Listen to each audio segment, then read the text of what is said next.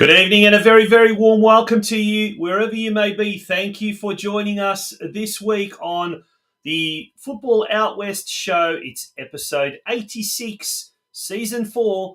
And a big shout out to our major sponsor for 2022, Caroline Springs George Cross Football Club. Good evening, folks. My name is Tonchi Prusak, and I'll be with you now for the next 60 or so minutes. And, maybe 90 minutes because it's a jam-packed show tonight. It's going to be a huge, huge show, and really looking forward to it. Joining us, as he does each week, Steve Curtin. A very, very warm welcome to you, Steve. How are you, and how's things with you? Yeah, good. Thanks, Tonchi. It's been a warm one. It's been a busy weekend, and there's been a lot happening. A lot of football happening too, but there's been a lot of little guys driving fast cars around in Melbourne today. And we've got the right formula to get your engines going with the Football Out West show tonight. So looking forward to a big show. And how about yourself, mate? Yeah, no, the same. It's been a busy weekend. The weather has been absolutely fantastic. Out and about earlier today. Unfortunately, folks, we don't really have much of a social life, so I had to cut my afternoon down at the Torquay front beach with the family after the little one had a practice match on the southern side of Geelong today. And I said to the wife, sorry, we're going to have to leave because I have to get home and I have to start getting everything ready for tonight's show. So hopefully the punters out there who are joining us tonight, looking forward to their company tonight. Hopefully they'll be joining us as well. They can appreciate all the effort we do. Yeah. They'll appreciate your dedication, no doubt. It's not just mine. There's three of us, and there's Craig Filer as well. But we just can't seem to find Craig. He hasn't got his camera turned on, but we're hoping to get him on. Here we go. I think there is. He's joining us now as we speak. The Devil. How are you, Craig? How's things with you? And we can't hear his voice. He must be on mute, but we'll get that sorted. There we go. That's better. There we go. Birthday greetings to you, Craig Filer. Thank you, Stephen. Thank you very much. Yeah. Look at that. It is the one and only Craig Filer from all of us here, mate, at the Football Out West show. That's what I've been spending my whole afternoon putting together. You need to get a collage. You need to get a life, mate. I'd gone to Torquay and forgot about that. Oh, no. It's actually, look, we went down there, had a bit of lunch. I had a bit of a stroll around the seaside. There's beautiful as well. That's about 45 minutes away from my joint. So it was good, really enjoyable. Craig, what did you get up? How did you spend your sunny birthday afternoon today? Yeah, recovering on the settee. How was last night? Tell us about last night. Yeah, it was heavy to say the least. Yeah, we had a great night with some friends at the piano bar in Werribee, a little pop-up piano bar. It was fantastic. One too many sambucas and way too many Jaeger bombs. So it was a wait till about 4 o'clock this morning because I couldn't sleep because I had about 5 Jaeger bombs. And managed to get that'll keep the heart ticking. That's for sure. To get back up again. So so struggle. Oh, we've got quite a few of the punters already wishing you a happy birthday. So thank you to all of those people joining in, folks. Tonight, big show. We've got the in the extra time part of it, the first 45 minutes or the first half, if you like. Steve, we've got 3 major guests today. It is the George Cross themed show, the Caroline Springs George Cross themed show. And who will we have joining us in the first half? Yeah, well, we got the big names from Georgie's joining us tonight in the first half. Someone we haven't had a chat to on air for a while, but we always love it when we do. It is their president, Mr. Mark Sultana. And we'll also be joined by the senior men's club captain. We've got Mark coming in, and then we've got Steph from the senior women's side. She's their captain. So we're going to speak to the president and the captains of the 2 senior sides there at Georgie's. Looking forward to that. And then we've got some. That's not the end of our big guests for tonight either, is it? Before we say that, it's George TSIAKALAKIS. I hope I said that correct. He's the captain of the George Cross senior men's team, and they have started fantastically well. Sorry, Steve, to cut you off. Yeah. Oh no, I was just looking at my running sheet. It came out wrong this afternoon, so Tonchi's had too much on his plate trying to do a collage of me, mate. Yeah, so exactly right. Too much priorities. No, apologies, George. Looking forward to speaking to him. Yeah. And then Craig, later on in the second 45 minutes, the second half of the show tonight, the press box, who we got on? The Immortal. Yeah, look, he's a friend of the show. He's been on before, but I think it'll be a great opportunity to have a chat with him. There's a number of things that have gone on recently, but he's just been inducted into the Football Victoria Hall of Fame. Ex-Socceroo Gary Cole will be joining us around quarter to 8. That should be fantastic. Cannot wait for that. That's going to be really, really enjoyable. So, folks, do stay with us all throughout the next 90 minutes. We've got heaps for you. We've got lots and lots of George Cross theme news to come, to senior men's, senior women's, obviously what is happening at the club. And, boy, a lot is happening at the club. We'll be touching on juniors as well. And then, obviously, the program, we'll be talking with the great Gary Cole, who was one of the, I think, 5 inductees into the Football Victoria Hall of Fame this year. He'll be talking about his career both as a player, coach, and post-football playing career. And we'll also talk about the current state of affairs with Australian football at the moment as well. So don't go away, folks. We will be. We've got heaps and heaps to get through tonight. So whatever you do, make sure that you stay with us over the next 90 minutes. Gents, I think it's time to launch straight into, very, very quickly, the NPL Victoria news, the latest reports. Steve, you want to take us through that? Yeah, let's have a look. Friday night, we'll start in the West because we had Green Gully up against the Melbourne Knights, and that's always a beauty when they meet, in particular at Green Gully Reserve. A couple of close games. I remember Craig and I calling one last year. This was no exception. It was 2-1 to Green Gully, so a much-needed 3 points for them. But the big surprise on Friday night was the big win. Wade Decker scoring 4 goals for Oakley as they went past Altona 6-2. On Saturday, Bentley Greens kicked it up a gear with a 4-1 win away at Gardeners Creek against Eastern Lions, while Saturday evening saw Altona Magic get the points in a big clash against Dandenong City, 2-0 there. St Albans Saints with a 2-1 win over Hume City, who have since announced the departure of coach Nick Hegarty. South Melbourne, they dropped points for the first time this season when they were held at George Andrews Reserve, 1-1 against Dandy Thunder. And Port Melbourne continued their winning ways with a 1-0 result at Olympic Village against Heidelberg United this afternoon. So an action-packed weekend and plenty of goals across the NPL Men's and NPL Victoria this weekend. So that ladder doesn't take into account tonight's game. That's taken from Football Victoria, and they always are a little bit slow to act. But nonetheless, that means that the Sharks now jump into second spot. They're on 18 points. So only 4 points now behind South Melbourne. They've really gone up a gear this season. Port Melbourne having a fantastic season by Adam Piddick's side so far. Yeah, absolutely true there, Steve. So it's the Greek quartet up the top on the top 4 at the moment. Those 4 clubs doing extremely well. Craig, let's have a look at the fixtures for round 9. The Easter weekend. Easter weekend it is, yep. Melbourne Knights at home to Eastern Lions, who I'm not sure whether you mentioned, Steve, in your news there, but they also had a change of coach this week with Daniel Costi moving on from his role down there at Eastern Lions. So, all the best to Costi there. That's news that hadn't breached my ears at the moment so far. So, yeah, all the best to Costi. Fantastic guy, and wish him all the best. Yeah, absolutely. Here, Bentley Greens against Dandenong Thunder, St Albans against Green Gully, and that is a local derby. That one, Avondale taking on Altona Magic, Dandenong City against Port Melbourne, Hume in the basement battle down there. Hume City against Heidelberg United and Oakley Cannons. That's a game, isn't it? Oakley Cannons. Oh, what a game that is! That's going to be a spectacle to watch. Yeah, and that's happening on Easter Monday, next Monday. Now, just it's probably an opportune time to tell everyone, folks, we will be taking next week off. Easter Sunday, we will be taking 1 week off. We can call it the mid-season break, I guess, for us. A much-needed little bit of a getaway and a break away from everything, and we'll be back in 2 weeks' time. But until then, we got heaps to get through tonight.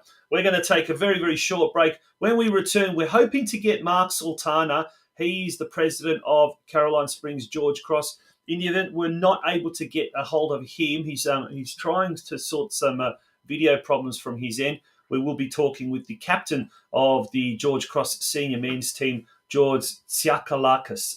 One of those two will be joining us shortly after the break. Don't go away, folks. You find authentic Maltese cuisine? At Georgie's on Vista, in the heart of Fraser Rise. We have a menu to suit everyone, which includes kids and seniors meals, and a cocktail list that will need you to come back several times to get through. Our specialty nights are a big hit. Tuesday is $20 Palmer night with a selection of Palmers to choose from. Kids eat free Wednesday night. With every paid adult meal, you get one free kids meal. Thursday is Maltese night. Check out the Maltese specials on our specials board.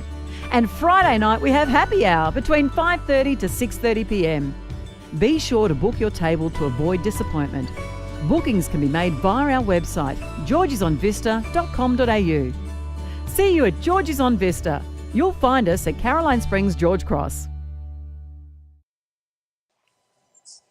Welcome back to the Football Out West show, and we've got the man of the moment, the president of the Caroline Springs, George Cross.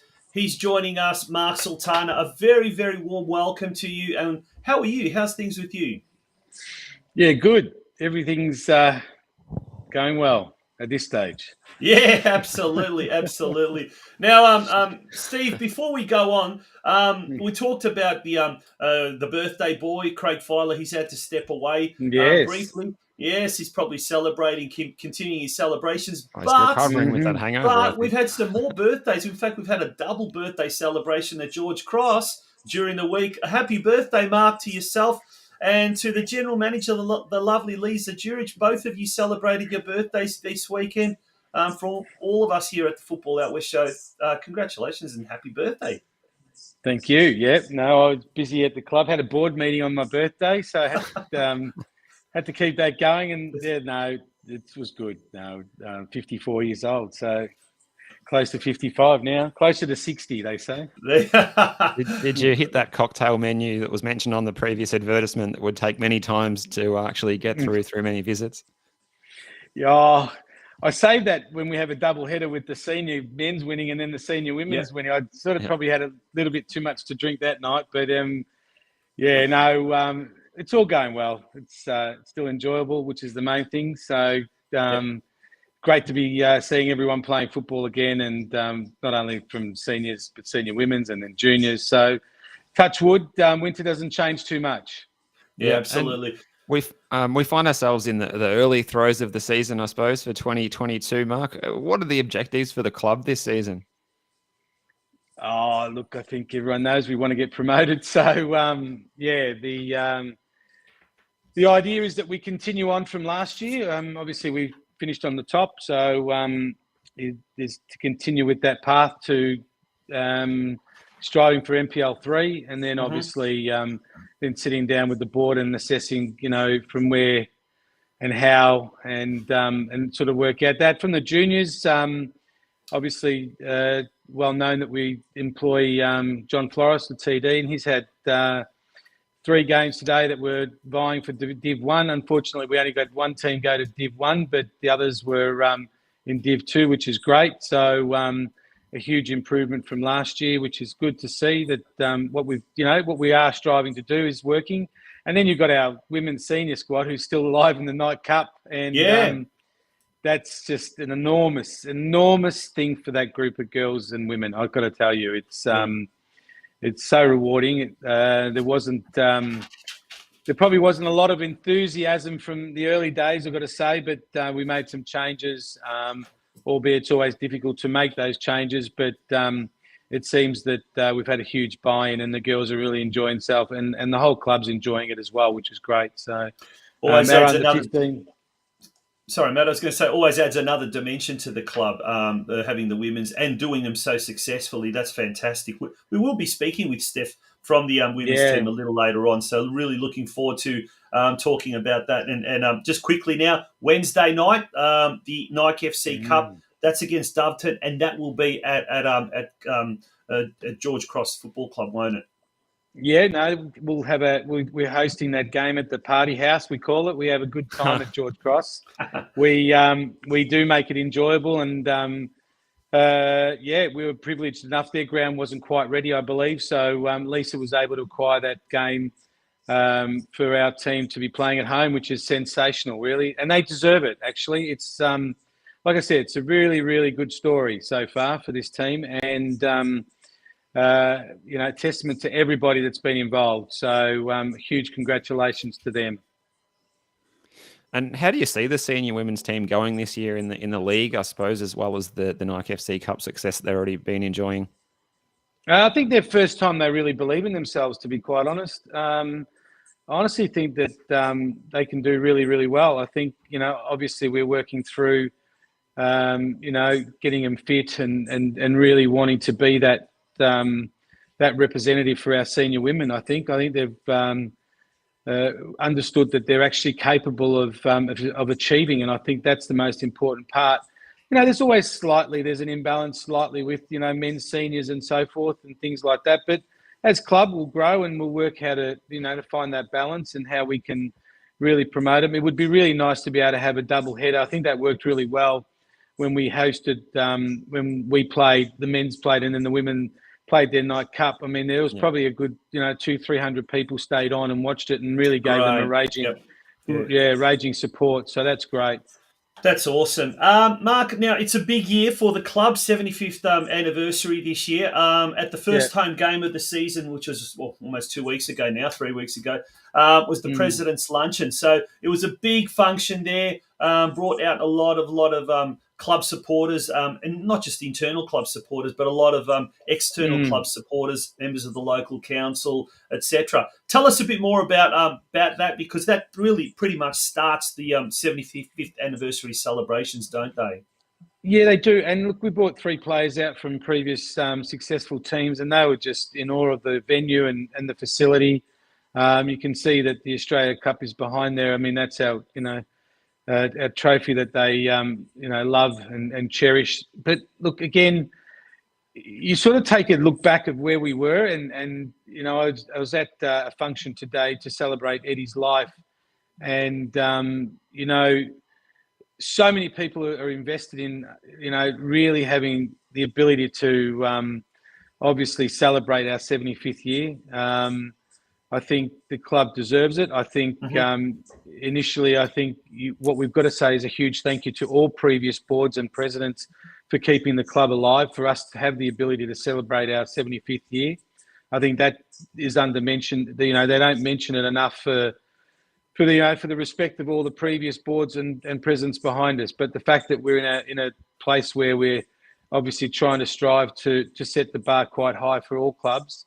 Being the 75th year, winning 4 games on the trot, under 15s making NPL Division 1, all the other teams Div 2, women's in the Night Cup. I don't know I think everyone deserves a huge pat on the back for the hard work that everyone's putting in, and if we can celebrate that on our 75th year, I think generally for us to strive for promotion would be a real good celebration, not only for the 75th year, but for the club to, rebirth itself as a powerhouse football club. So that's what we're striving to do. And Mark, how's the relationship going with the Western United Football Club? Obviously, the NPL 3 boys are playing their matches there on usually on Sunday afternoons. Are they drawing a bit of a crowd in as a club? Are both clubs getting benefit out of this? Yeah, they are. I think it's a great marriage again. I think the fact that we're not the training venue for them, I think that's worked well for them. Obviously, the results are showing that. I think that the NPL boys love playing there, and they feel it. It does feel like they're at home, and it also gives a point of destination for their fans. And I think that's important as well. So, yeah, I think both Chris and I and everybody involved would be quite happy with the relationship and what it's been able to do for, again, NPL football in the West. Now, the one thing that everyone can say about the Caroline Springs George Cross Football Club and Georgie's on Vista is that it's welcoming of absolutely everyone, and it's become a real community centre stage. But what I'm glad to see, mate, is, to be honest, is in its 75th year, is a return to the roots and really, celebrating the Maltese heritage. And look, we at the recent one, we had the Maltese, was it the brass band that performed? Yeah, there? That's correct. Yep, absolutely. You've had you've had a Maltese school that's been created there at Georgie's, as well as an open celebration of the Maltese, like let's say the appetizers, the influence of the food as well. And as someone who's proudly Croatian and certainly love my background, I think it's great that you are celebrating because I think, to me, especially in the NPL, Steve, I'm not sure how you feel about this, but that cosmopolitan, that kaleidoscope of cultures that we have in Victoria, I think is absolutely brilliant. We saw that with Preston the other week, doing the same, celebrating it. I look forward to going to these Greek clubs to taste the souvlakis. Mate, Josh Parrish from FNR used to do a food safari. But mate, I think you really ought to be congratulated as a club for doing that and really celebrating your cultural background as well. No, thank you. And look, it's a really important part of our football club. I mean, absolutely. We believe that we want everybody to enjoy themselves. We need to capture everybody. And I think even the non-Maltese people are enjoying the brass band. So we alternate that. Great. There are two. Yeah, they're two different bands. We alternate between the two of them. And that, again, out of respect for both bands that represent the Maltese community, we're just trying things differently, pump the music and enjoy the night and sing Sweet Caroline at the end of each game because we're still winning. Oh, that's the best Good way to do stuff. it. Do it in style. Yeah. You've got to have that song for the party house. Steve, any last questions for our guests tonight? Any new upgrades or anything happening around the facility-wise? I know we're nearly out of time. We've got to get George to come on. But any new improvements or anything to look forward to on our next visit there? Oh, look, we're just in discussions with council about a few things. Obviously, we hosted Melbourne Victory and Sydney FC from the Women's A-League point of view, so that's something we're looking at to try and maybe bring that to the club in some manner. Look, no, not really. Other than that, we're just we've settled down and just trying to keep everything as it is, fly under the radar a little bit and just get this job done. It's a huge thank you to all the the sponsors and supporters. I think everyone can see that as a club we're starting to grow, and I think that's the important part. And like I said, you can't say more about the teams that are behind each part of this football club. So other than that, we're at the moment we're in a good place and hope to be able to stay there for a long time. So again, it's a huge thank you from myself and the board for everything that everyone does. And you know what? You've got two good people coming on now that's following me, and honestly, you'll have a great time. And like I said, they're both are equally as important to all of us at George Cross. So it's a huge thank you from all of us. Awesome. We look forward to chatting with George TSIAKALAKIS from the senior men's team and Stephanie GRECH from the senior women's team, both the team captains.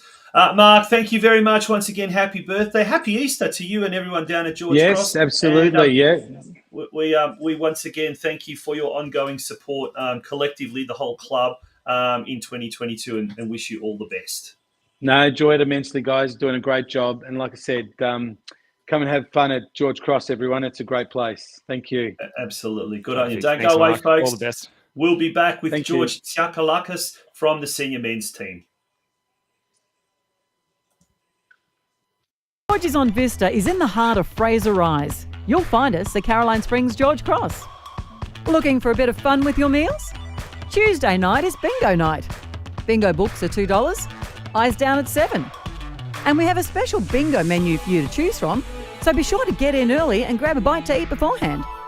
Friday night is poker night. Registration is from 6:30pm, with poker starting at 7:30pm. Why not join us beforehand for happy hour? Kicks off at 5:30. We're also on Uber Eats, so you can enjoy your favourite Georgie's meals in the comfort of your own home. Find us on the app. Dining in?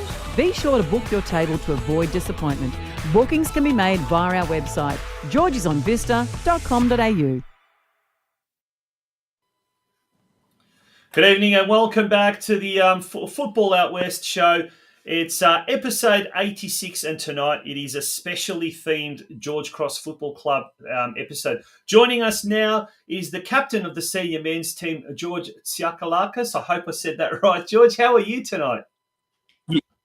I'm good, thank you. Thanks, Steve. Thanks, Tonch, for having me. Absolute pleasure, You're most mate. welcome. It's been a ripper start to the season so far in State League One for the men's team. Sitting pretty there at the top of the ladder, everything going good. Let's go through yesterday's game. How did you see that? It was definitely a tough game and a big game for us. Probably our biggest game of the year. We had an opportunity to make it a 6-point game and get some real points ahead of our probably one of our main competitors for the year. And I think the boys kind of dug deep, as we did against Strathmore, didn't give up, and it's a testament to the culture we got in the group of wanting to win and doing it at all cost. So I'm really proud of the boys, and I know the club is really proud of the boys for the effort they're putting in. Now, George, playing at Caroline Springs George Cross, a very aspirational club, looking for that promotion, looking to go as high as they can, play at the highest level, excellent facilities, very professionally run, and a proud heritage. What does it mean to you to get the armband to be chosen as the player to captain the senior men's side at the club there? It's definitely an honour, and it's something I don't take lightheartedly. I know it's more than just being a leader in the team. It's about being there throughout the club and interacting with our fans, our juniors, our committee, and kind of helping Eric drive the ship in the right direction. So it's definitely something I think I understand and can help the club achieve its goals. So it's a massive honour, and every time I even just get to be at the club, I'm there happy, and I'm not playing at the moment. I'm still happy to see the boys succeed and achieve our goal of winning the league. What is that? You injured at the moment, or? Yeah, dislocated my shoulder in the first round. So first one. I've been a spectator. And now that was our vice captain, newly appointed John's been he's stepped up and done really, really well.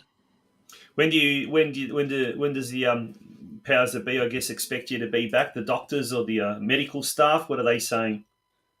I think another 4 weeks, and then we've got a lot of depth in the squad at the moment. So whatever the football gods choose, and or whatever keeps the winning team on the park, then it's the luck of the draw. Hopefully, not too much depth, so that doesn't force you out of the. Have to come back through the twos. Yeah.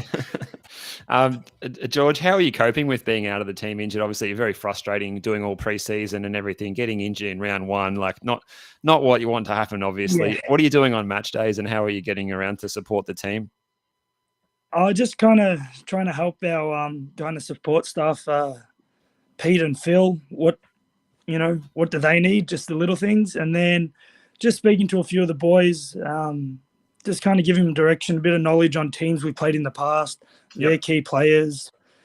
Eric and Theo are pretty across how we want to play, and they work on it at training. So the boys are really, really across that. It's more just the little things of, as I said, good plays for the other team, how it looks from the side at halftime. Are we sitting a bit deep or sitting a bit high? And kind of just bounce back what the boys are feeling on the field. Mm-hmm. Good stuff. Look, mate, you started well. Round 1, 5-1 victory against Yarraville. That was away. Then we had 2 home games against Essendon Royals, 2-1 win, and then Strathmore split 2-1 win, and that was a tough one with goals coming late in the game.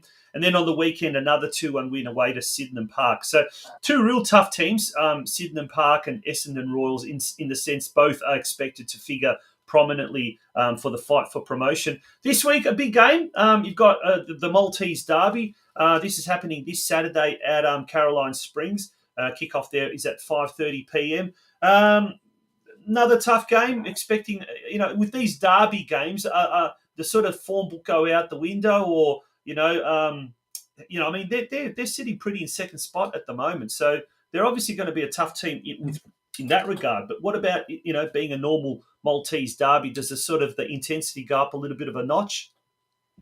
Yeah, I definitely know our group enjoy the occasion. We've got a lot of boys that the big games they definitely want to get up for. We failed at our first big game against Essendon in the FA Cup, and Mark definitely let us know. But coming back against them in the season, we had everybody up and about. I think that was our best game for the year. We outplayed them, and we didn't look like losing. Sydenham, all the boys were up and about. We probably didn't play the best game we could have, but we were hungry. And coming into another Maltese derby, it's just, I know Mark's going to be in the boys' ears in the change room. Pete, everyone at the club can help us raise the occasion, raise the stakes. And I think Eric does a real good way of motivating us before the game to get us up and about. Yeah, and the form on the field so far suggests that you're really in a really good position to get a good result in that game on Saturday. But how much of that is put down to what's happening during the week and the hard work at training? And how is the mood among the group on the training paddock each week? Well, I think the mood is good. Once you start the season and you got 20 players that want to be starting, the intensity raises. And then, we've got a couple injuries that might help the coaches out now in squad selection, but everyone's coming back and getting fit. And I know their choice is getting harder of who they're going to play. But then again, it just raises our intensity on the park and our endeavour to make that starting 11 and then be an impact off the bench. And for instance, AJ came off the bench on the weekend and was a ripper for us. He won a penalty for us, but last week it was Jay off the bench who had the impact. So it's just real competitive, and I think that's what drives success. Well, my next question was going to be, if you know what the score of today's game was between Whittlesea United and Brimbank Stallions. But Brenton Ray, our man on the spot, he's come through with the goods in the comment section. It was a 1-0 win to Brimbank Stallions. So Brimbank now jump into second spot. So they're on 10 points. And lo and behold, after the Altona City game this week, then you've got Brimbank Stallions. That's going to be at home. So 2 important games at home. That's on Saturday, April the 23rd and a 5 p.m. kickoff. So, mate, the next 2 weeks are going to be very, very well, almost, we won't say season defining. No, it's still early. But it's going to be very, very important, almost very decisive, isn't it? So, no need to motivate the boys with 2 such important games coming up. Is that right? Yeah, everyone knows that these next 2 rounds are pretty big in setting us up for the season. And we knew our first 6 rounds of the year were going to be defining for us. We played, 4 of our main competitors that are sitting at the top of the table in our first 6 rounds. Yeah. So we got it drummed into us pretty early how important it is to start early or to start well early. And I think we've done a perfect job of it at the moment. Awesome. Well, I think, mate, we're going to wish you all the very best. We've got Steph in the green room itching to come on, and we are running a little bit behind time. But, mate, all the very, very best for not only the next 2 weeks, but indeed the season coming. Obviously, a lot at stake. Promotion to the NPL 3 next year. But, yeah, wishing you all the best. And to you personally, wishing you a speedy recovery, and hopefully we'll see you out on the park very, very soon, George. Thank you. I really appreciate for having me. Absolute pleasure. Thanks, George. All the best, mate. Yeah, folks, don't go away. We'll be back very, very shortly with the captain of the George Cross women's team, Stephanie GRECH.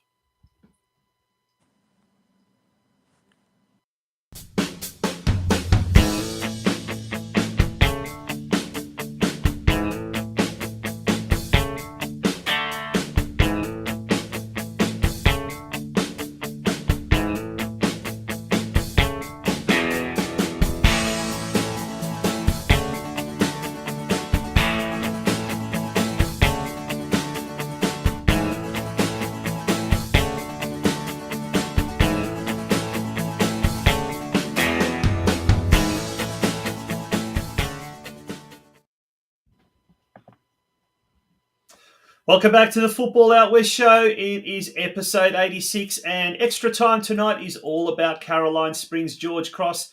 And we've got our next guest tonight is the captain of the senior women's team, Stephanie GRECH. Steph, how are you? And welcome to the Football Out West show. I'm good. Thanks for having me, guys. Really appreciate it.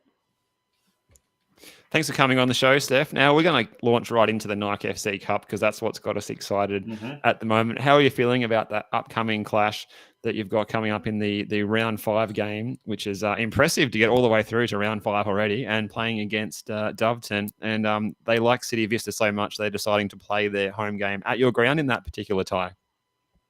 Yeah, like the whole team, we're pretty excited, especially that it's a home game. Due to their ground issues at Doveton. But really fortunate that we get to play at another home game, another home Nike FC Cup game at home. So our team's really excited, and we're just ready for another challenge. It's been a brilliant run. It started off, I guess, shakily with a 3-0 forfeit over a forfeit win over Brimbank Stallions. So it's the first game of the season. You're itching to play, and then you get the news that it's a forfeit. But subsequently, you had 3 great wins. So against Greenvale United, 4-2 a win. Against Lara United, 3-0 win. And against Monash University, also a 3-0 win. Do you know much about Doveton? Do you know much about your opponents for Wednesday night? To be honest, not really. I think both teams are probably coming in a bit blind on how we both play. And I think we're just ready for the challenge. But we're just ready to take them on, but don't know too much about them. We never really faced them, to be honest. Well, I guess all will be revealed when the match kicks off on Wednesday at 8 p.m. at City Vista. Now, let's talk about yourself as a player within the team, Steph. What's your role been so far for the team this year, and how are you fitting into the squad? So predominantly been playing as a centre back and helping the team sort of control from the back line, as you get to see everything from the back there, but also get to play as a centre mid. So just trying to get those balls flying in and go centre attack, and just trying to get the girls to believe themselves, which Dylan has been driving for the whole team. And I think that's what's really helped us get so far in the Night Cup so far, because it's definitely a challenge. But just really getting the girls to just believe in each other. And, every game we try to get a win, and we have each other's back no matter what. Mm-hmm. Confidence is a big thing, obviously, going into the start of the season, and obviously the Nike FC Cup, the many triumphs there so far. That's probably been one of the things that's helped your confidence building. But we've also seen there's a team photo there that we just had before, and that was, I think, taken at the recent presentation. Balloons, a lot of smiley faces. Talk to us about the mood inside the dressing room. Do you all get along like a really good unit? Are there leaders there who are probably more, take some of the younger players under their wing? Well, just explain to us what's it like in the Caroline Springs George Cross dressing rooms at the moment. Yeah, 100%. The environment is very positive. Every single game, we're always excited to just play, and you can tell the girls are fired up right before the whistle. They're just ready to play and take on the challenge. Especially, we've got the 2 vice captains beside me, so Liv and Danny. And Danny's one of the more experienced players and who I still look up to. And she definitely takes the younger players under her wing, including myself, because I'm still quite young compared to a couple others. But they just try to get the nerves down. And I think Danny's experience in the team, as well as Cara, who's had lots of experience in football, being able to just calm each other down and, have the faith that eventually we will, get a win. Now, Mark says that you're a great leader of the team there, Steph. I asked this question to George as well, I suppose, a little bit earlier. Like, what does it mean to you to run out in the Georgie's shirt each week of such a famous club? And not only that, but wear the captain's armband. Is that something that you just thrive under, or does it feel like a burden sometimes, or is it just a good feeling? Definitely not a burden. I'm so grateful to be given the opportunity to captain this amazing team. So grateful. The girls are just such a good bunch, and I'm so proud of them. Every training session, every game, they put their heart on the line for the club, for their family, for their friends, and it just means a lot. Having some family history at the club as well, just love playing for it. Tell us about the family history, the connection to the club. So my nunnu was part of the club a while ago. God bless him, and my uncle's still heavily involved. I'm sure lots of people know him, and my dad's still involved as well. So just carrying on the GRECH tradition at Georgie's, so it's quite good. And does that sort of add to the pressure? Does Dad and your uncle sort of, start coming along to games and start, come on, Steph, you could have done better, you should have done better, that sort of stuff? Or are they generally very, very positive in their assessment of the way you've played? Oh, I'm definitely quite lucky. They're generally quite positive. My uncle always gives me a few words of wisdom before the game, and so does my dad, and they're always just really encouraging. I'm just glad to have them around and watch me play, especially at home. It's just such a great atmosphere. Absolutely, absolutely. Yeah, Steve? now we've talked about the Nike FC Cup amongst other things. What about the home and away season this year? How is that looking like, shaping up as being something that will be successful for the team? Obviously, a great group of young players. Do you think you can maybe go all the way?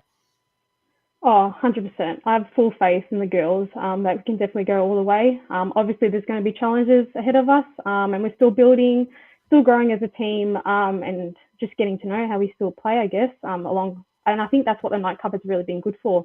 We've been able to have really some tough challenges, and we can grow together. Not too sure who we're going to really come up against in our league. Nothing has been released yet. So when did you find out? I was going to ask who the main rivals are going to be, and we don't know. Yeah, no idea. So definitely. Do you know when you find out? At least, like, are you in State League 3 this year, or you don't know yet?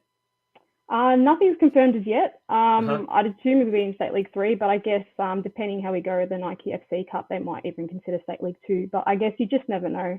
And we're just going to prepare for whatever's ahead of us. Well, fingers crossed that we can find out exactly that, because the season's meant to start in a couple of weeks' time. So, goodness me. But in the meantime, Wednesday night, we talked about, Steve, two big games coming up for the senior men's, and they're both at home. But probably the biggest of the trio is this one on Wednesday night. All calling out to all the George Cross fans out there, and indeed football fans in general out in the West. Come down to Georgie's Caroline Springs there at City Vista. It's 8 p.m. kickoff. The big Nike FC Cup Round 5 clash between Doveton Soccer Club and Caroline Springs George Cross. We're secretly hoping we'll get 1,000 people there. Why not? Midweek, next day's Holy Thursday. A lot of people have already... School holidays now, by the way. Parents, bring your kids along. They can stay up till midnight. Doesn't matter. Actually, I wanted to ask Steph about that, playing in front of perhaps bigger crowds than some of your other rival clubs. How does that feel? And also knowing that, given your background, you've got like a lot of friends and family there watching on too, but just amongst a very large crowd of people at a fantastic venue. How does that feel? Oh, I still think about the last Nike FC Cup game at home. It was such a great atmosphere, and just having everyone there supporting you. We've had all the junior girls supporting us, yelling, cheering. It was just really nice to get their support and, be those role models for the girls. And so it's been really good, and I can't wait for Wednesday night. And I'm sure it'll be another great night for us. Have a look at that post on the screen there. This was posted earlier today on the official Caroline Springs George Cross Facebook page. And I'll read it. There's a culture in big letters. Now, this is absolutely amazing. I mean, they say a picture says 1,000 words, and it does indeed. Look at that picture there. But there's the post. Something we are very proud of at our club, having our youngsters support the older girls during matches and creating that bond and relationship between our juniors and seniors is what we're all about. It's amazing to see the bigger girls perform and show what great role models they are for the younger ones.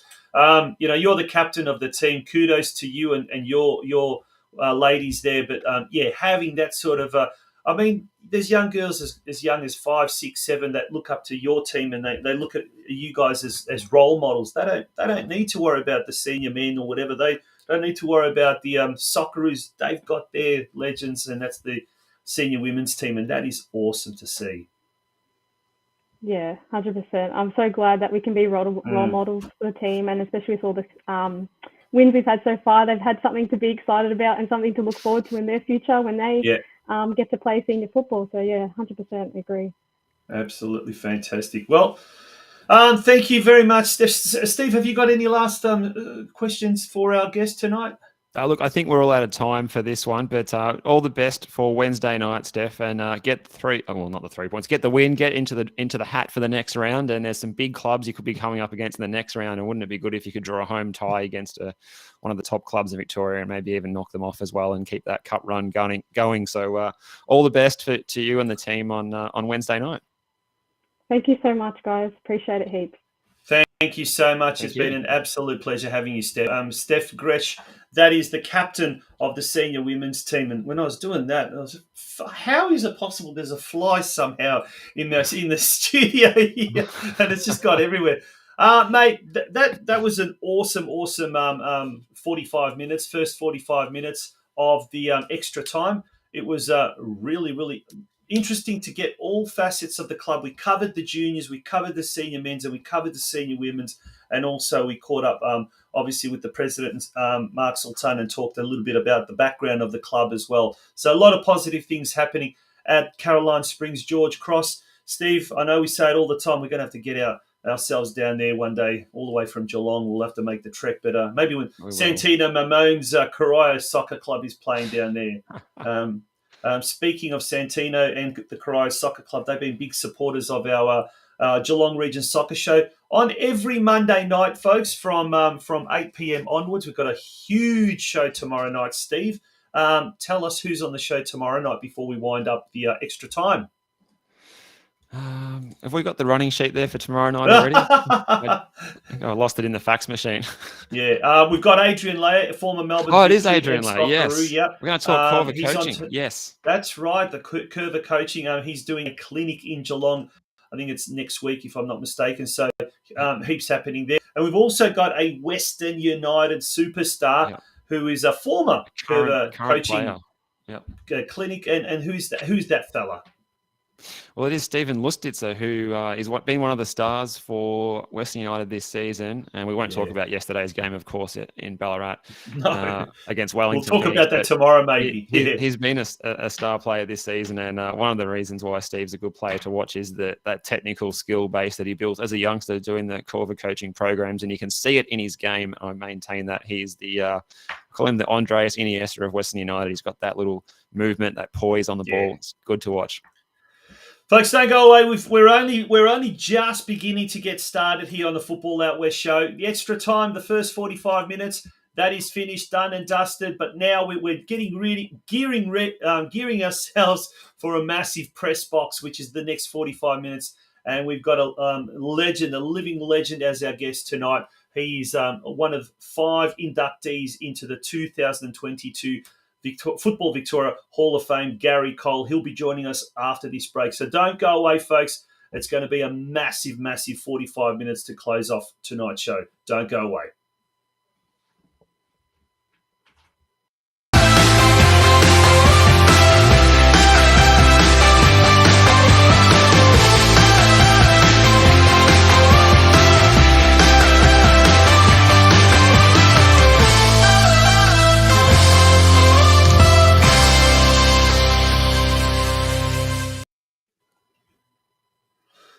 Good evening and welcome back to the Football Out West show.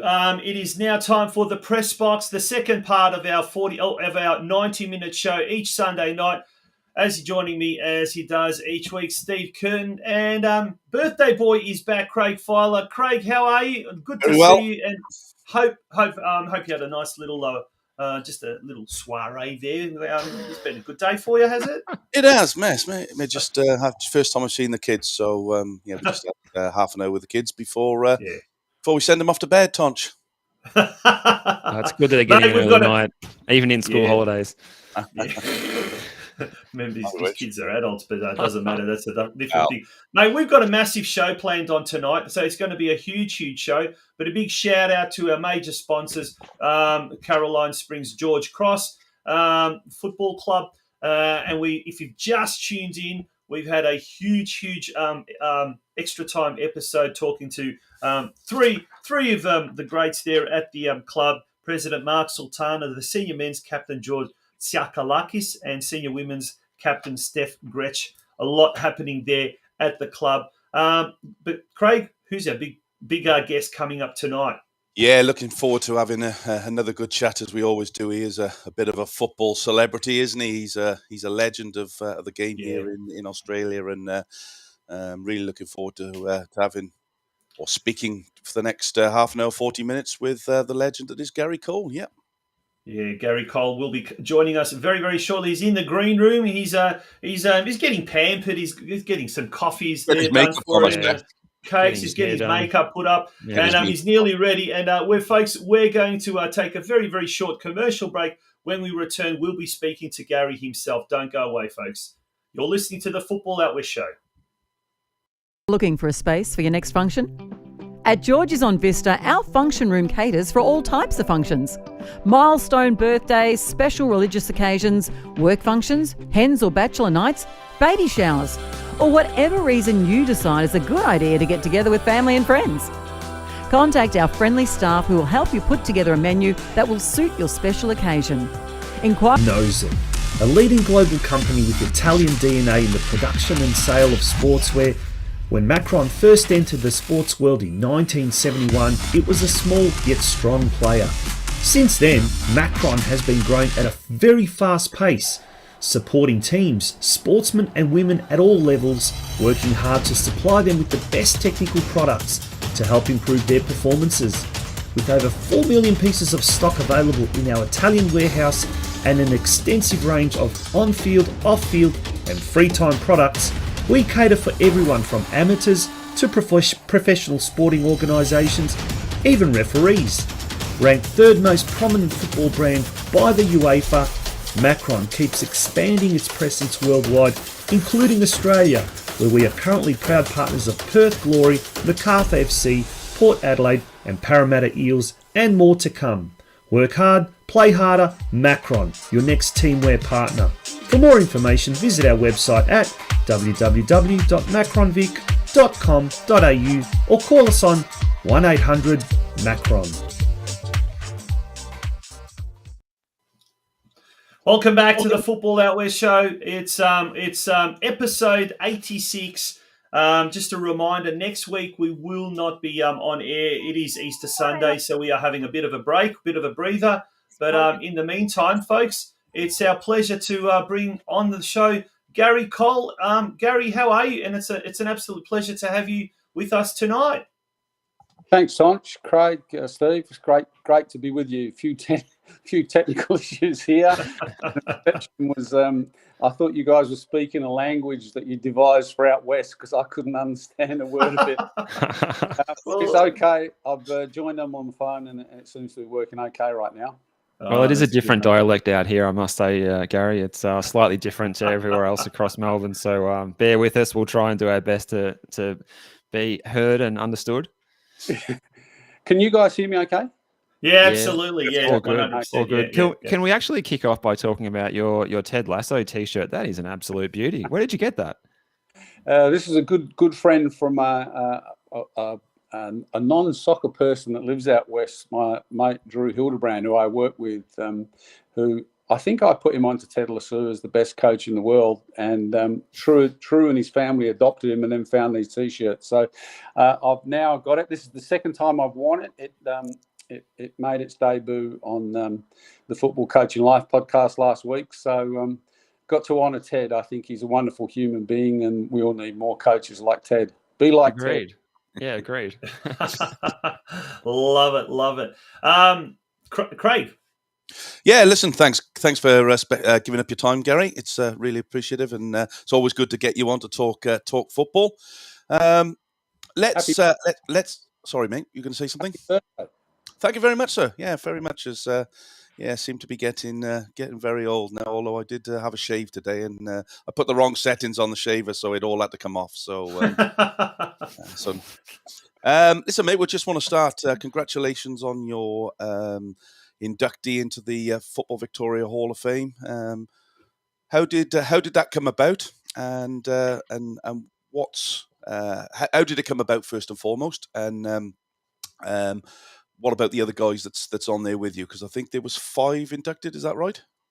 I think there were 3 inducted into the Hall of Fame, and then 5 people, including 2 of the 3 in the Hall of Fame, were inducted as life members.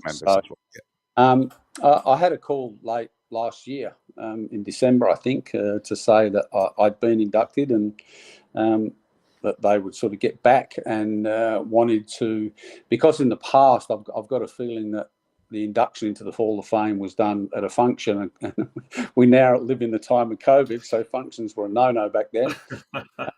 And they decided to do a digital version to honour the other people, Frank Michich and the other lady that was inducted in that, whose name escapes me right now. But they collected my, thank God for my dear old mum that had a box full of memorabilia there and scrapbooks.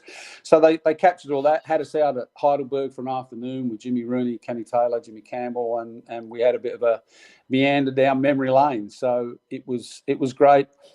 From my perspective, it's obviously a wonderful honour to be inducted, but I think Tony Pasoglia is the only person employed, albeit part-time at the moment, but around Australia as a historian. So he's capturing so many of the wonderful stories of Australian football, and he's digitising those as we go along. So really that's how it happened. I have to admit, when I first got the phone call, I said, guys, look, I'm really honoured, but I think I'm already in there. And and Nick said, well, no, Gaz, you can't be. And I said, yeah, I think back in around 2000. But I got inducted into the Soccer Australia Hall of Fame back then. So my memory failed me, and we corrected all that. So yeah, look, incredibly honoured. It's been a wonderful football journey, and thankfully it's still going. Mate, let's talk about the history. Let's talk about when you first came to the country. We've had you on the program before, but let's do the right thing and talk about the early days. And we've got some footage there, or we've got some photos there from your first few days. When you first came to Australia from England, I'm sure we've asked this question before, but did you ever expect that you were going to last this long in the land down under? No, and I nearly never. To be honest, Honch, my first 6 months was great. We arrived in summer. I went to Elwood High School, made a couple of mates. We used to dodge classes, jump the fence, go down to the beach. But I just missed London so much. I was Jack the Lad in London with my other 16-year-old mates, and enjoying life, enjoying football, looking forward to getting my Lambretta licence and being a general hoodlum around the place. So coming to Australia wasn't on the list of things to do. And I honestly pondered trying to stow away to get home. And I found out the night my mum passed away, because my dad and I sat and drank a bottle of scotch. They actually bought a ticket for me to go back. But it was football that I guess kept me here. Dad and I went to South Yarra, and the beginning of my football journey spiked my interest in Australia and helped me gradually turn around. So I miss London less and less. Came to love this beautiful country. And Gary, you had a fantastic career, particularly when you're at Heidelberg Alexander, as it was then, Heidelberg United now. You must have some fond memories from the camaraderie in the dressing room, on the pitch, and the training ground with the guys there. Be good to touch on that, but also a little bit on, do you keep in touch with the fortunes of the club at the moment in the current season, and having a very up and down season, fair to say? Yeah, they are. They're having probably their worst start for a long while right now. And yeah, look, I stay in touch. I don't go down every week and watch, but I stay in touch with George, send him a message now and again, and Steve Salakidis has done a remarkable job keeping the place together and afloat over the years, and obviously they've done a wonderful job working with local government and state government for funding to help redefine the place. But yeah, of course, when I joined the club, it was Fitzroy United Alexander. It was 1976, the year before the National Soccer League kicked off, and I joined Vince and Paddy Bannon brothers played, George Gillam played. And it was, and we played at the Brunswick Street Oval. Wow! It wasn't until the second season that we changed to Heidelberg, because they managed to secure what is now known as the Olympic Village. And yeah, look, it was great, Steve, because they were wonderful men. It was part-time. We trained Tuesday, Thursday, Friday nights. We travelled. I told the Melbourne Victory players this on the first day of training. When we kicked off in 77, we actually thought full-time professional football was just around the corner. And it was 36, 38 years. Yeah. But I got to play with, at one stage, I think there were 8 or 9 Socceroos in that squad. So when you go through them, Jakubanovic, there was Jeff Olver, John Eisendorn, Jimmy Tansey, Theo Salamides, Andy Bazikis, Jamie Payton, Jimmy Campbell. That's a remarkable group of people. We didn't play together all the time, but over my journey through the Socceroos as well and the Victorian team, I got to play with those blokes. So as most of us didn't have family here, I was lucky. I had my immediate family. Most of them had come out by themselves or with a partner. They were family, and in the main they still are. Gary, you mentioned how when the Phillips National Soccer League, as it was known then in 1977, took off, there was great expectations. A lot of people thought that there was going to be, full-time professionalism just around the corner. But playing in the Victorian State League, as it was then, and then moving to the National League, did the standard just jump in leaps and bounds, from your experience, or was it something similar to what you'd experienced in the State League, in the Victorian State League competition up until 1977? Yeah, look, I think that the level was just more consistent more often. You'd essentially taken at the time the best and strongest clubs from around the country, and you put them into a league together at the same time. So, we went in with South Melbourne Hellas. We went in with Footscray JUST. Brunswick Juventus joined a couple of years in. I'm no good with the chronology of that. Western Suburbs in Sydney, Marconi, Apia, Sydney. Uralbach, first year. And look, I don't know if you know that story, but Ted Bailey, who was the chairman of Muralbach, he was the one that definitely said, yes, we're going, because VSF had threatened all of the clubs if they left to go into the National League and it didn't work, they wouldn't be allowed back into Victorian football. So the clubs got a bit titchy. They weren't quite sure because no one knew what the future would hold. But Tom Bailey, bold as brass, said, "I don't care. We're in it. We're going." And unfortunately, they only lasted a season. But without Muralbach and what they did, maybe Fitzroy and South Melbourne and Footscray JUST wouldn't have jumped in at the time. But the general standard was high. Obviously, with the National League, the better players at some of the other Victorian or the State League clubs got signed and moved across to not just the Victorian clubs, but around the country. So I think overall the standard was higher more often. Yeah. But by the same token, I got into the Ringwood City Wilhelmina first team when I was 17 because Peter Ollerton transferred up to Sydney. And the good teams were good teams.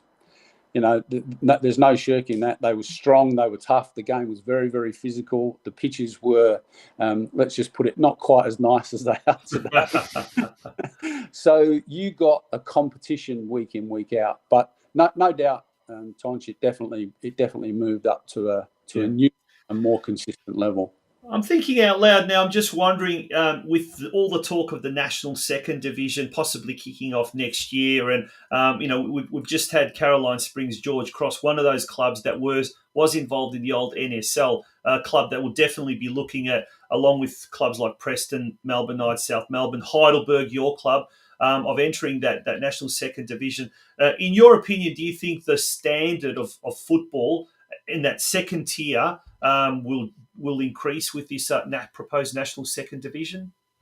Well, again, you would think it would, because it's exactly the same as setting it up the first time around. I know this is the second time around, but the better young players and the better players that can't get an A-League contract, or the players coming back from overseas that can't get an A-League contract, or the older, more experienced players that can't get another contract are going to have this other opportunity, as are the coaches, of course, and there's going to be opportunities for referees as well. So I think it certainly should. The challenge is going to be, what does it look like? Is it going to be a 28, 32 round competition? Is it going to be I've heard it discussed as like a keep it the same. The NPL will have this playoff at the end of the season and things like that. But if it's going to be a regular competition, there's a move to say the players should be full time, and that raises challenges around, funding and clubs paying for that. But everyone thinks that's doable. So if that can happen and the players are going to be training day in, day out, let's assume that we get, good quality coaching in there as well, then I think it definitely should. Can I just say, though, I don't necessarily believe that in and of itself it can be the panacea. If depending on how all this is structured, if the young players playing in it are only playing 16, 20 games a season, then in and of itself, I don't think that solves the dilemma. If the players are getting 30, 40, 50 games a season because we've got this other development process to assist them in there, then they're going to get better. Now, Tonchi's just asked me if I want to ask you anything, and that was exactly the question I was going to ask. So is obviously having a second division really detrimental if they're only playing 22 games a season, Gary? And we talk, and we'll touch on it in the other part of the show, but we've talked about it over the years about how the development of young footballers and how we get the young footballers playing at the highest level we can here in Australia. 22 games is not enough in NPL. It's not enough in state league football. It's certainly not enough in NPL. So is that a big criteria that needs to be addressed before it goes ahead? No, because I think I'm a great believer, Craig, that progress is more important than perfection. So perfection to me says, there's at least 32 games. What is it? If you've got 16 teams, that's 30. That's a minimum of 30 games. So I think that would be a wonderful place to start. But maybe the beginning of it isn't that, and we build on it. What I can't say, because I'm not privy to it, I know that Steve Salakidis has invested, God only knows how much of his time, his effort and his money into Heidelberg. And he thinks it's doable and he thinks it's sustainable. So I'm not the right person to argue against it. But I don't believe that 20 games solves it, because those 20 games are going to be at a standard that's a bit further up. For me, we've got to do something more for young players. Now, whether and again, we don't know, the season's going to overlap. There's been talk of overlapping the NPL2 with you would think it would need to run in conjunction with the A-League if at some stage there will be promotion and relegation. But there's so many unknowns for us to determine. But if you come back to, I think we're all old enough and wise enough to know that in and of itself, a small number of games just doesn't help players develop quickly enough. Yeah. Now, Gary, you spent some of your earlier parts of your coaching career full-time up in Canberra at AIS. Let's talk a little bit about player development from that perspective. What can we learn from the times when we did have that program in place compared to now, and what we should be looking to do in that space for that player development of those players at the very top of the elite pathways that are flourishing as they approach senior football age? Yeah, Steve, that's a wonderful question. And again, it's like everything in Australian football, the answer's not that simple. Yeah. I drove, my wife and I drove up to Sydney for the Socceroos Japan game. We then went to the Football Writers Festival in Kiama for the weekend, which was extraordinary. And then driving back, we stopped in at Canberra and we spent the night with Ron and Alison Smith, who was the head coach at the AS when I was there, and went out for dinner. And we've had plenty of discussion, around this. Because I was going to catch up with Ronnie, I went to the website that's run by Sport Australia, which his name escapes me right now, and I looked to every squad in the men's program. Sorry, so this is men's specific at the moment. I looked to every player in the squad that went through there. Oscar Crino was in the first squad that went through. It is, if you haven't done it, you should go, and I'm happy to send the link. As a finishing school for Australia's best young talent, it was without doubt the best thing we'd ever done, because it worked in conjunction with the state institutes, which were essentially the under-17 programs. So the state institutes were about developing players for the Joeys, and the AIS was about developing players for the under-20 program, and there was a bit of crossover in there. So for me, the best training with the best, they played together. At different times they played. Well, the first season I was there, we played in I can't remember what it was called then, Victorian Premier League maybe. We weren't allowed to play for points, and we won it by 9. We weren't allowed to keep the points. But that was a fantastic season we drove down. Then the following year we're in the New South Wales National Youth League, I think, and it was different again. So challenging across the time. For me, I love the concept of the best training and playing against the best and with the best. So for me, that I don't know how much it costs, and I think I understand why we took it away. So in looking to save some money, as football administrators tend to do, and the technical staff at the time of Football Australia saying, we can't afford just to have the AIS and these state institutes. We aren't getting enough players with access to good quality coaching. And so we said, all right, every A-League team, A-League men's team, needs an academy. And we hand-passed the responsibility of the development of players to the A-League clubs. And, part of me says there's some really, really good things in that. And the clubs that are well-resourced and have done a great job in there have produced some wonderful young talent. There's some other clubs where, maybe the investment hasn't been as great. And so maybe the players coming through, there's not been as many of them. But I still think there's a place for the best training and playing with the best. And you can get a season of playing plus ongoing regular competitions. Back then as well, we had state and national championships. There were, here in Victoria, we had regional teams. So kids were getting a lot more football, and I think they were getting some good quality coaching as well. Okay, we're speaking with Gary Cole, who's one of 6 inductees in this year's Football Victoria Hall of Fame. We're going to take a quick break, and when we return, we're going to continue talking with Gary about life after football and what he's been up to recently. Don't go away, folks. You find authentic Maltese cuisine? At Georgie's on Vista, in the heart of Fraser Rise. We have a menu to suit everyone, which includes kids and seniors meals, and a cocktail list that will need you to come back several times to get through. Our specialty nights are a big hit. Tuesday is $20 Palmer night with a selection of Palmers to choose from. Kids eat free Wednesday night. With every paid adult meal, you get 1 free kids meal. Thursday is Maltese night. Check out the Maltese specials on our specials board. And Friday night, we have happy hour between 5:30 to 6:30 p.m. Be sure to book your table to avoid disappointment. Bookings can be made via our website, georgesonvista.com.au. See you at George's on Vista. You'll find us at Caroline Springs, George Cross.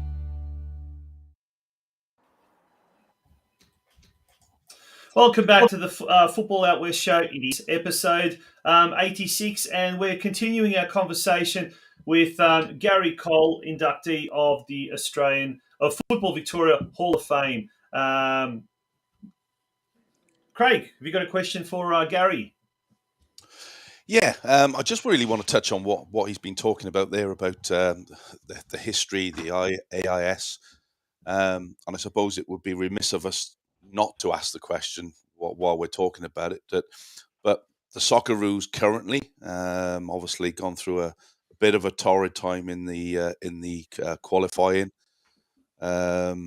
period. Obviously, still an outside chance of qualifying, of course. Yep.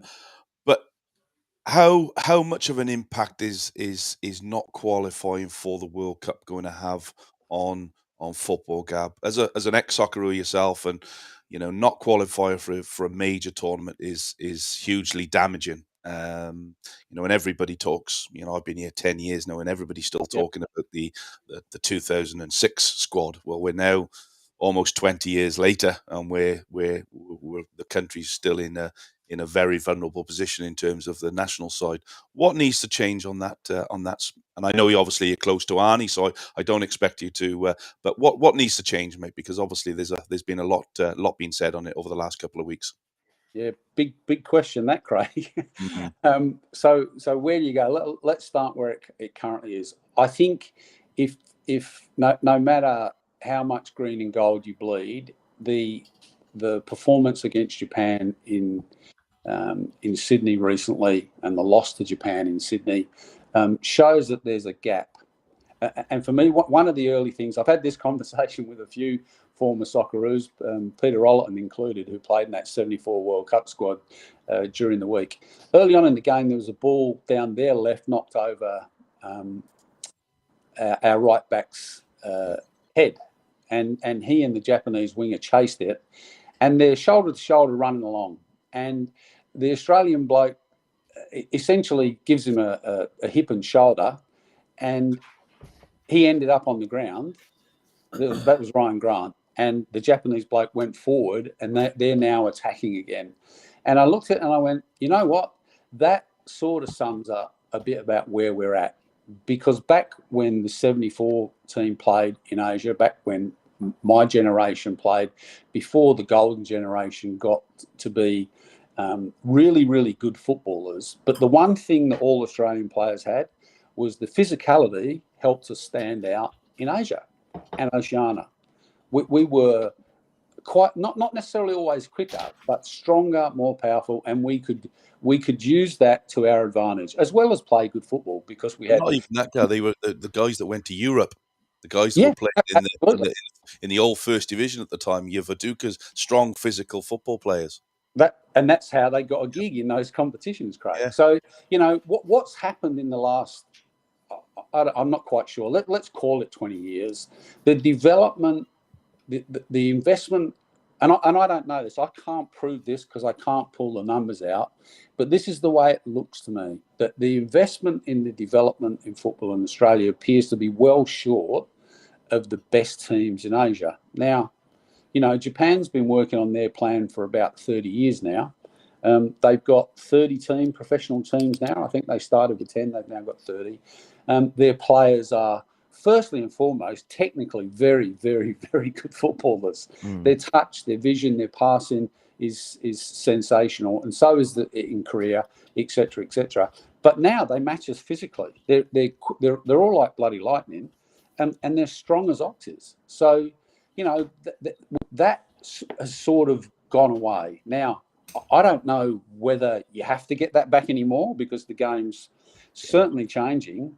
But to me, you do. If you want to play at the top level, whether that's for club football or international football, you've got to be prepared, obviously, physically, technically, and mentally as well, to be able to go and compete. And please don't get me wrong. I'm not saying that the guys didn't compete.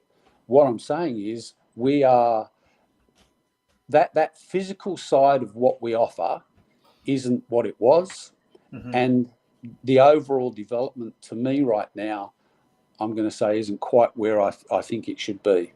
What do you put that down to, Gary? Why is it not physical now? Why are we not concentrating on that side of the game? Is it because the curriculum isn't all about, No, I'm not going to blame the curriculum because I honestly don't know. And at the end of the day, isn't the curriculum a reference document? Absolutely. It's not a Bible, is it? You're out there coaching kids week in, week out. So you can probably tell me a better story than that because I'm sitting here watching it. And certainly the best football in the world is physical. Whether you're watching the CONMEBOL qualifiers on the TV or the Euro, it's not quite as physical as it used to be, and the ground's a lot better. The players are all technically better, but they're fit, they're quick, and they're unbelievably strong. And if they're not, they're just not playing at that level. So I don't know exactly what happened. I wish I had this magic ball and I could say, this is it, fix this bit, and it changes. But I would still like to see, I think if we want to invest in something, I get that we want all the A-League clubs to have academies. The plan is for all the NPL clubs to have academies as well. And we've got this wonderful collection of coaches around the country that are developing players. So I think we've had this conversation before. How do players get better? More game time, more time on the training field. They do, yeah. So more training time, more playing time. more learning in the game, because that's an important part of it, but good quality coaching as well. And I can't answer that right now. All I know is this, that as a country, we've put through thousands of coaches through coach licenses, and we call that coach education. And that's a bit like calling kids, 18-year-olds getting driver's license, driver education. You know, it isn't. A license is a license. It gives you access to the roads. It doesn't make you a great driver. So I think we've got to invest in our coaches, particularly the young ones, and maybe we need to encourage some of the older ones back in to help some of the to help with the younger players as well. But for me, it's a twofold thing. I don't see how you get better players without having better coaches. All right, Gary. Well, it's the biggest time we've ever had in the history of our nation's footballing past for women's football coming up over the next 12 months. Let's talk a little bit about that. We actually had young Stephanie GRECH, the captain of Georgie's side, with a great interview before. Great culture there at their club, and I think they're doing all the right things, getting the youngsters involved to aspire up to play in the senior team and all that sort of stuff that, you know, has been identified in the reports about what made our golden generation great, that sort of thing. But our current Matildas, we've got a great squad of players. We've got some great talent in there, but the sum of the parts don't really seem to form a great team right at the moment. At least it appears that way. We've crashed out of the Asian Cup. We've got this big tournament, the World Cup, on our own shores. Can you see it? Can you see things going okay for us, or are we going to be disappointed, do you think, next year? Oh, goodness me. Honestly, again, it's just so hard to call. Some tough questions tonight. We've got this wonderful group of women that are playing now. They are the golden generation. You know, they're playing in the top for sure in Europe, and not just, you know, a handful of them. There's good numbers playing there again. Individually, there's no doubt they stand up. Collectively, to me, they still look like they're a work in progress. You know, I don't know Tony, and I don't want any coaches to get the sack. Hey, I'm on the executive committee of football. we want coaching contracts to be honoured, and on that, you know, when you sign a national team coaching job, you've got a job for a 4-year cycle, and your goal's pretty simple: get this team to the World Cup, and once you're there, you know, go ahead and win it. Now, the expectation for us is that even if Arnie qualifies for the World Cup, that'll do us, because we know we don't have a hope in hell of winning it. For Tony Gustafsson, he's already qualified. The job's easier. We're hosting it. He's already qualified. But because of where the players are, the expectation in Australia is we should win it. And, of course, we were very bold as brass. We said we were going to win the Asian Cup, and we got knocked out in the quarterfinals.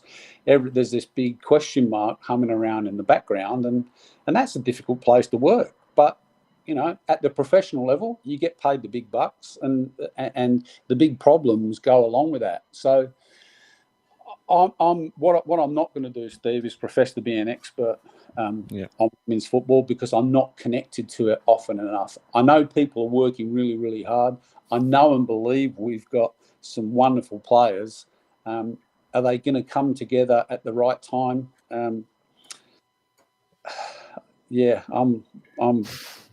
I'm praying like everyone else. Yeah, I think we all are. Yeah, exactly. Gary, you mentioned how your involvement with coaches and coaches, Football Coaches Australia. One of the things that you've been doing, and you're basically a colleague of ours, and that is the podcast there. So that's it. Coaching Life, the Football Coaching Life podcast. Tell us a bit more about that. And has that got you a little bit itchy to take up coaching, listening to all these coaches week in, week out, providing all these? Are you sort of saying to yourself, "I could do that. I could do better"? Tonji, one of the very strategic questions I ask all of them is why they do it. Yeah, and we get things. So, look, I have to say I've done a lot of things in football all the time, and this is up there with the most enjoyable. It was born out of COVID, because, you know, coaches, particularly here in Victoria, weren't coaching, And people like Ian Greener and Ronnie Smith and a good friend in Queensland, Paul Edwards, that were on the technical committee of Football Coaches Australia, we were sort of having a chinwag every Monday or Tuesday afternoon and talking about, what were the things that we could do, what presenters could we get on and do webinars. And then I just said, you know what, we should maybe just talk to coaches about their journey. Because if you think of it, when do you hear from a football coach? You hear from him when he gets a job, when he gets sacked from a job, before a game, after a game, and occasionally someone asks their opinion about another game. So unless you're Ange and you've got your book, most people don't know the story of Australian coaches. And the remarkable thing is there is so much wisdom, whether you're a football coach or a bloody netball coach or a AFL coach, if you're in business, because these are people that are leaders. They lead men and women. They understand culture. They understand development. They understand pressure. They understand performance. And because I'm not in the mainstream media, it's just guys, it's a bit like me and these coaches sitting down for a beer or a glass of wine and just having a talk about football. So, Tonch, it's just been an absolute blessing for me on a personal level, and I can't thank them all enough for their honesty and transparency. The way that they've opened up and told me some of the intimate details of their coaching journey has been quite remarkable, and I'm certainly honoured to share their stories. And the last one you had was the great Kenny Lowe, who, if you haven't listened to it, grab yourself half an hour, grab yourself a coffee, sit back and just listen. It was bloody fantastic. And I think it was a question you asked, and I did write it down. I've lost my piece of paper, but it was a question you asked me about how did he become a coach. I think he said something along the lines of, get your badges, spend 20 years on a field, and hope you don't get sacked. Something along those lines it was. And it was just fantastic. Absolutely. And look, what a wonderful man. He had a fantastic playing career from all levels in England. Came to Australia in the 80s, believe it or not, turned down a contract in Europe and came to Western Australia to play for a year. And then went back and got a degree in engineering. And he's a full-time bloody engineer in the chemical industry and all that stuff as well. And then he coaches... I can't remember the name. Wendelope, isn't it? He was the longest-serving first-team coach at Perth Glory, so 5 years there. FC Joondalup, that's it. Joondalup, yeah. He coaches, I think, the under-14s and the first team. He's director of football in his spare time, which he reckons that's why his marriage has lasted so long. He's been married to his wife for 30 years, but because he's been out so often, he reckons they're still in the honeymoon period because they've only really been together for about 5 years. So... it's just, he's got a wonderful sense of humour. He obviously cares about people, and the number of players that he's helped develop on their journey and, they're still in contact speaks volumes for the man and his coaching journey.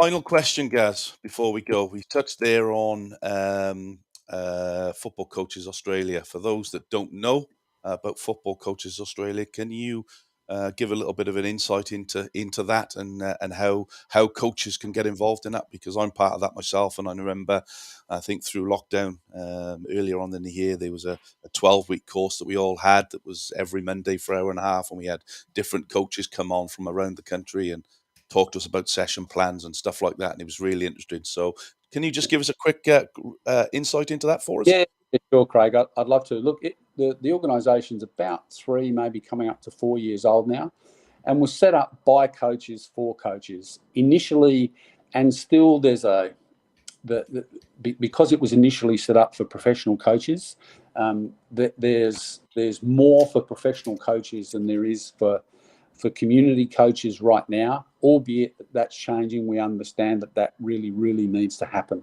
So there's an opportunity for coaches to learn. In my earlier thing about licensing, I've said, the federations, the member federations do licensing courses, but there's not an awful lot of then ongoing education.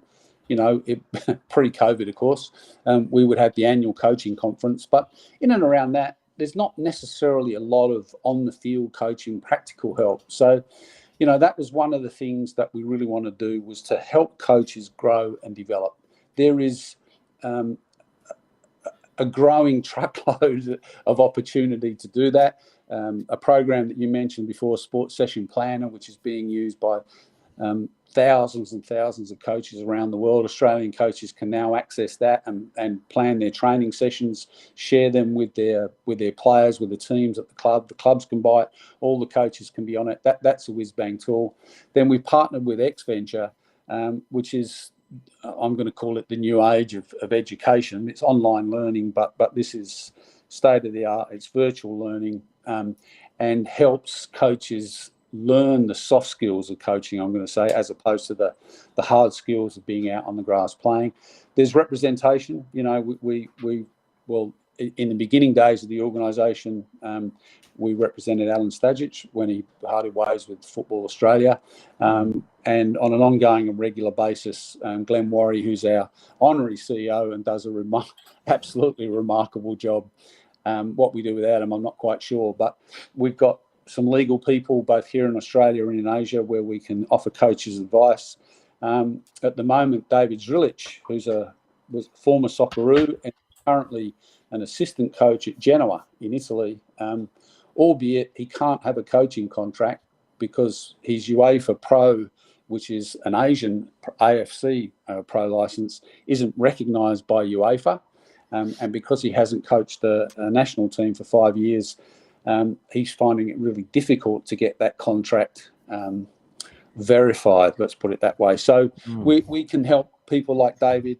We've got standard coaching contracts. So if you're a community coach that wants to firm up your relationship with the club, even if it's only half a dozen stubbies a week or whatever you're getting, but there's a free template contract you can use.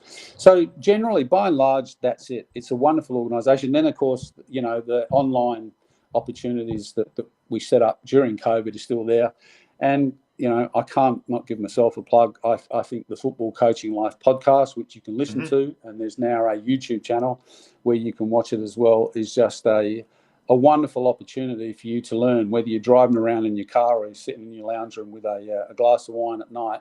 You can listen to some of the best Australian coaches, male and female coaches, talk about their coaching journey and what they learned along the way. And if there's not some opportunity for any coach to learn a bit, I'm a dinosaur coach in my armchair, but I've learned so much. It's not funny. footballcoachesoz.org.au. All of your podcasts, all your favourite podcasts app will have the podcast, which is the Football Coaching Life by Football Coaches Australia. And if you go to YouTube and search for Football Coaches Australia, the podcast will come up there as well. So, yeah, awesome, great work by some great men and women. Mate, thank you very much, Gaz, for joining us tonight on the Football Out With show. We've got the links there in the comments section to both the podcasts and obviously the Football Coaches Australia website itself.